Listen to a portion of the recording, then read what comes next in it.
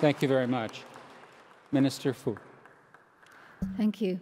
Thank you very much. I too would like to say thanks to our host for inviting me to join this distinguished co-panelist, and I should say I'd love to go to Turkey. Thank you for your holiness for meeting next year.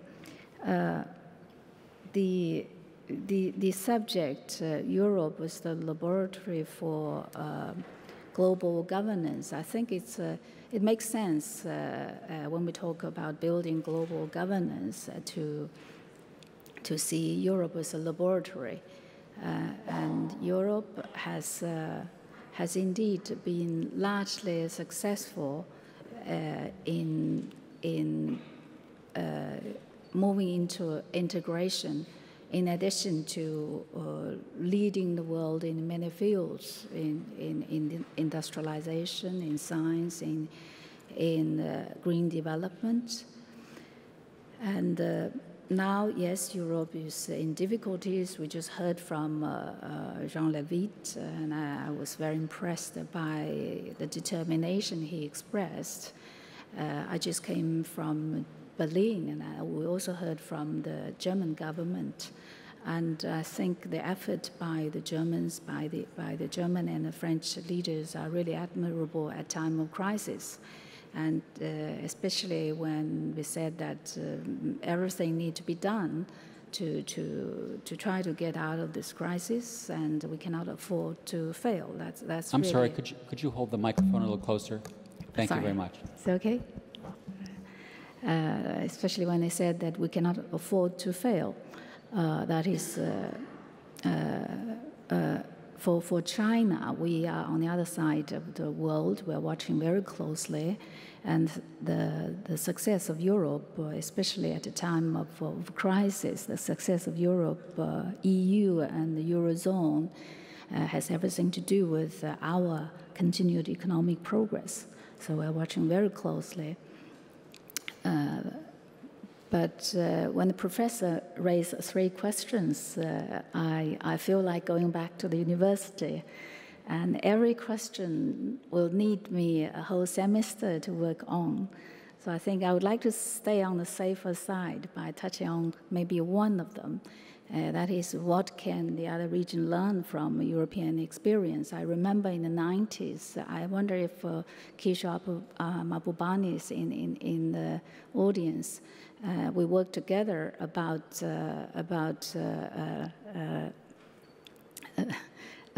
putting together Asian regional cooperation. And I remember we did lots of comparative study about Europe, about what led the Europeans into such a kind of integration effort, and what are the conditions that are similar, and what are the things that are different. There is a lot we've drawn from Europe, but definitely we are very different. For example, the ASEAN-led regional cooperation in Asia is not the kind of cooperation you are having here, where the bigger countries. We had the president of Estonia who's explaining the process. I think in Asia we feel more comfortable to let the smaller countries to lead. There are cultural and historical reasons for that, but there is a saying in China.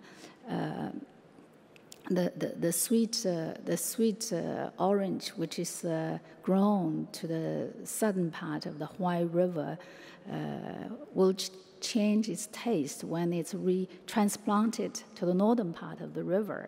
It makes no sense at all.